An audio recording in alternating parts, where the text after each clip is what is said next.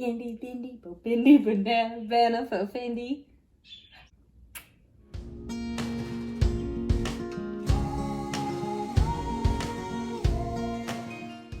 Hi Wild Ones, welcome back to the channel. If you're new, welcome to our channel.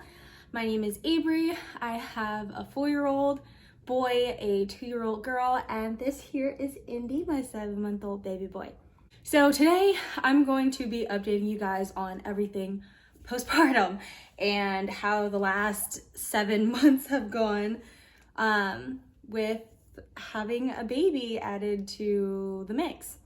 So I'm gonna start off with Indy's update. So little man just turned 7 months old, and I cannot believe he's 7 months old already. Do you wanna lay on your bed? I've got his bed right next to me, so I'm gonna let him lay down here and just kind of play a little bit and do his own thing, because it doesn't seem like he wants to be held anymore.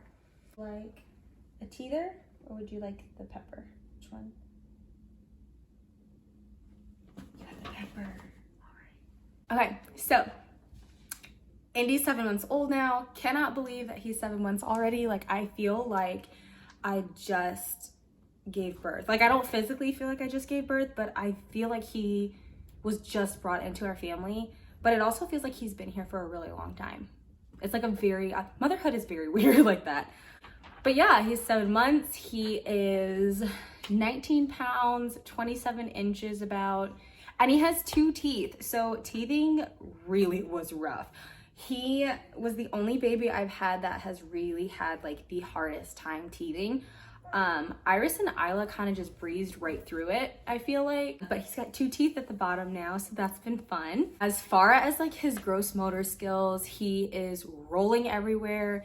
He's pushing up to sit on his own now, which is really great. If you don't know, we as a family do not prop our babies, so I don't put them on their tummy unless they're able to get onto their stomach on their own. So from birth, Indy has just been laid flat on the floor or on a pad or on his bed, bassinet, whatever, on his back.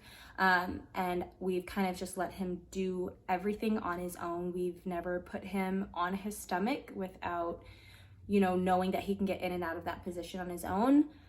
We don't sit him up without, you know, him being able to get into that position on his own. And that's just because like a comfortability standpoint, but also a safety standpoint as well.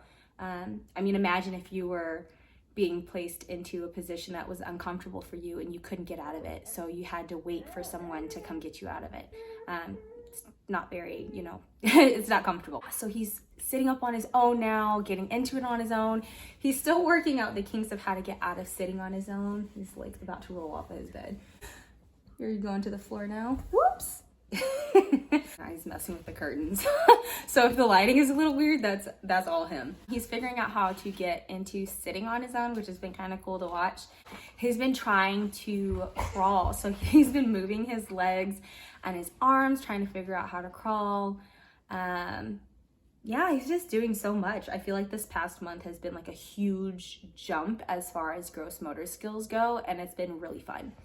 He is doing baby-led weaning like a champ. He's eating so many new foods and just doing really well. We haven't had any reactions, which has been a concern of ours. Iris does have a really severe peanut allergy. So peanuts have kind of been on our radar with Isla and Indy, just kind of making sure that they don't have a peanut allergy or develop a peanut allergy. So that's always been one of the first foods that we've tried with those two. Indy has no allergy reactions, which is great. He loves banana and he loves raspberry, don't you? Yeah, you do. And what else do you like? Oh, he loves steak. Like, he really loves steak. And he loves mango, just like your mama. Yeah, mango's yummy, isn't it? That's really good. And mangoes are really great for teething as well. So when he was having a rough patch with teething and everything, I would cut up the mango and then leave some flesh on the seed and then stick it in the fridge so it could get cold, and then he would just kind of chew on that. So that felt really good on his gut. So getting into the part you're probably here for. So I'm first going to start talking about mental health postpartum. I do want to be very open and honest about all of my postpartum ongoings, I guess. One, just because that's kind of how I am. I'm just very open about everything. But two, because I am a doula. I am a birth and a postpartum doula. And I feel it's very important to share the beautiful, the ugly, the happy, the sad, the everything. Like, I just want to be very open about it so that other moms and parents don't feel like something is just happening to them, because it's not. Well, as far as my mental health, my mental health during my pregnancy was a little rough, but I got through it. Backstory, I did have postpartum depression after I had Iris, and I did have postpartum anxiety after I had Isla. Now, this time going into my postpartum, I was wary of the fact that I could potentially have another postpartum disorder, mental disorder. And I did talk to my midwives about that just to kind of create a plan. And so that way I could be on the lookout for it, but they would also be on the lookout as well and just kind of be looking out for me and keep my best interest in mind. So this time around, I have had postpartum depression as well, but I am actually taking medication for it this time. So when I had Iris, I did like a couple therapy sessions and then just kind of worked it through on my own.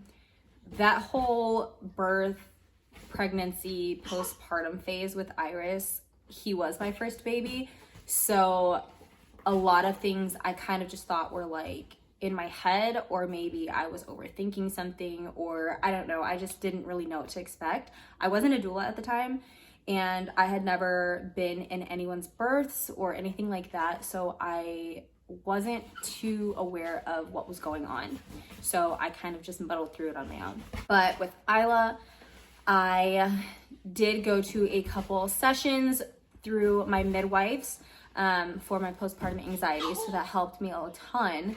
And then this time, because of the severity of everything, and then having two other older children and kind of wanting to make sure that I could be there for them, as well as Indy, me and my midwife both decided that it would be best for medication. So that's what I'm currently doing. You know, postpartum depression is, I guess, a taboo topic, but there's really no shame in it. Like, I've gone through it twice, still going through it.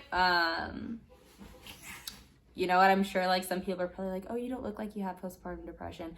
You know, a smile is just a smile. Like, I can still be happy every now and then, but it definitely hits me. My medication is working, obviously. But yeah, so that's that. On top of it, I have been quite touched out. Like, my irritability has been a little bit more triggered lately.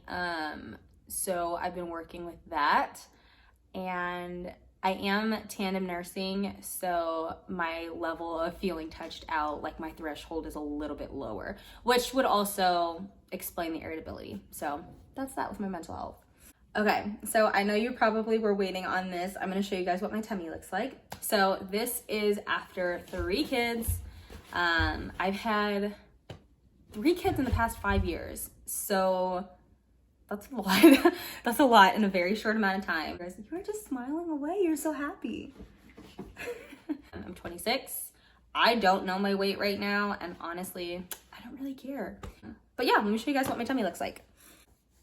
This right now is my tummy. Now, I will say I did have Diastasis Recti after I had Isla.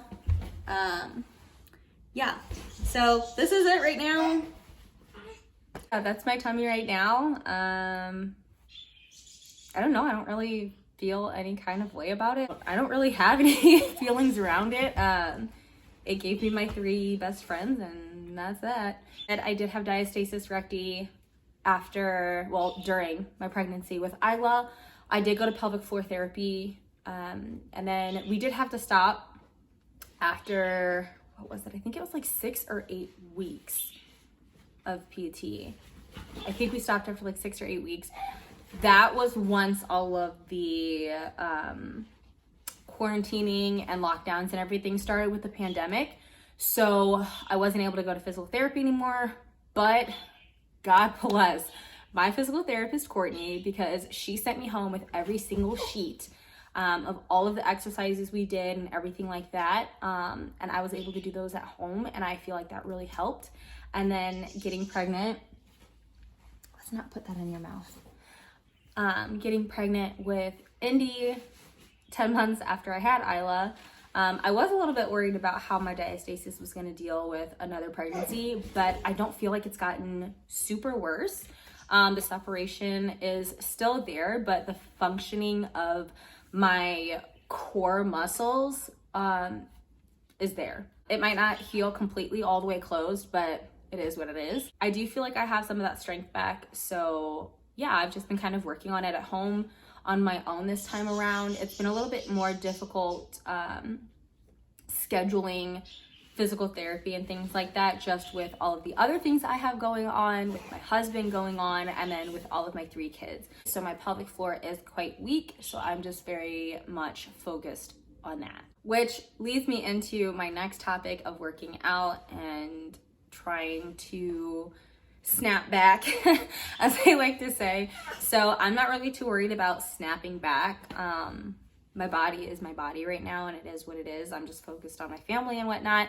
I have been working out, but that's because I have something else in the works right now that I'm just trying to get my endurance up for. And I don't really want to give too much away right now, but I do have something that I'm working on. So I do want to get like my endurance up and just be working out for my own health. And I do know that my mental health is in better shape when I am working out. So that's my main focus for working out right now. Not to snap back, not to be snatched, not to get my body back or anything like that. It's mostly just to get my endurance up and to make sure my mental health is under control. So as far as breastfeeding, I don't want to talk too much about breastfeeding because I am going to make a separate video about everything I've learned in the last 5 years of nursing babies. But I do want to talk about tandem nursing, pumping, donating, all of that. I am tandem nursing my 2-year-old and Indy as well. So Isla is still nursing. She just turned 2 in December, so she's what, 26 months right now? 26 months old. Indy is 7 months old, so we're dealing with that. I have been tandem nursing for, oh my goodness, like a year and a half probably, I guess. The feelings of being touched out are very real. And it's kind of been to a point now where I've had to separately nurse them. Sometimes Isla will ask whenever Indy is nursing, and I kind of just have to let her know, like, hey, your brother is nursing right now. I will get to you in a second as soon as I'm done. But right now, mommy just can't handle doing both of you at the same time. And she understands that most times. She gets a little upset sometimes, but she gets over it very quickly.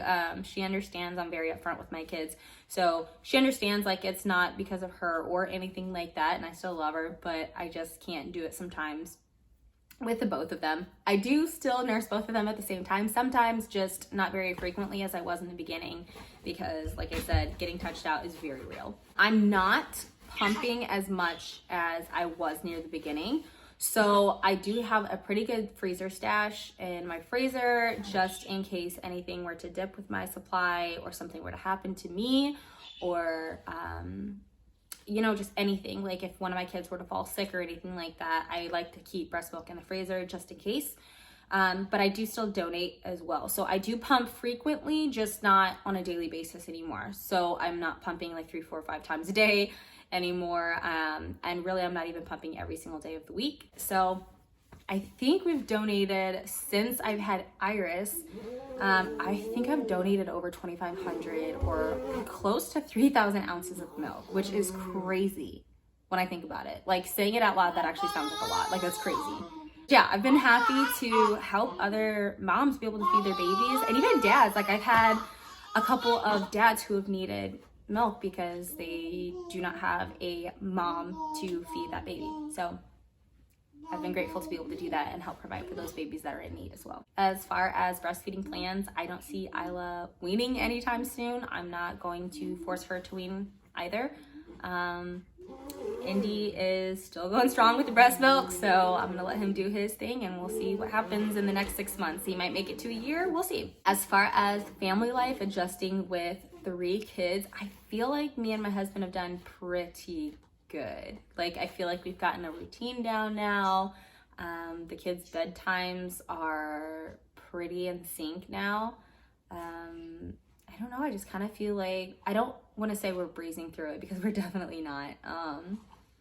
But we are starting to really get into a groove of things, I feel like. Iris and Isla are really adjusted to having Indy around now. Isla is the most amazing big sister. Like, I mean, Iris blew me away with Isla when I had her, and he is the best big brother ever. Like, he is amazing. But for Isla to have just turned 2 and be so little, and how she is with Indy is mind-blowing. She's so in tune with his needs and his emotions, and if he's crying, she, you know, comes over it and she's comforting him, and she'll offer him a stuffed animal or a teether or a toy, or she'll just pat his cheek and be like, it's okay, I'm here. It's literally the sweetest thing to watch, and it makes my heart melt. But yeah, they are so accustomed to having Indy around now. They definitely have their days of dysregulation, but typically it's because of other things, like they're hungry or tired. I think they've pretty much gotten used to him, so the dysregulation isn't really related to that anymore. They have been some of the best big sister, big brother duo I could ever ask for. So hopefully I covered all of the topics that you guys asked me to cover, and some of the ones that I wanted to throw in as well. Give this video a thumbs up if you liked it. Click subscribe if you haven't. Subscribe. Hit the notification bell so you get notified of all of my new video uploads, and drop a comment. So yeah, I'll talk to you guys in my next video. Bye. Say bye. Bye bye.